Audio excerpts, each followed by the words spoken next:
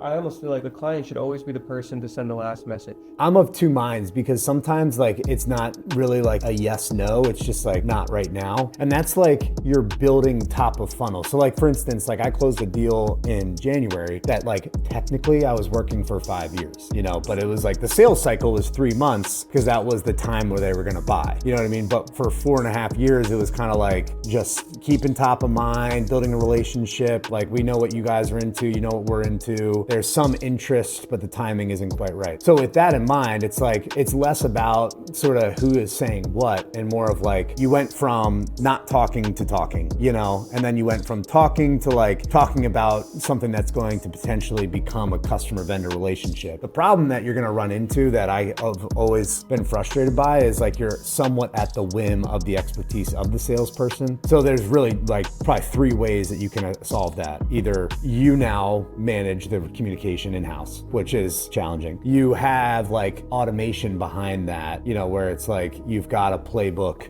for how you're going to respond to get it from like a nibble or a hard bite through to like, okay, now we can kind of insert somebody that, you know, needs to be above our playbook. Or the third is just like really good training. And like that is hit or miss because you didn't get to hire the salesperson that you're dealing with there. Right. You know what I mean?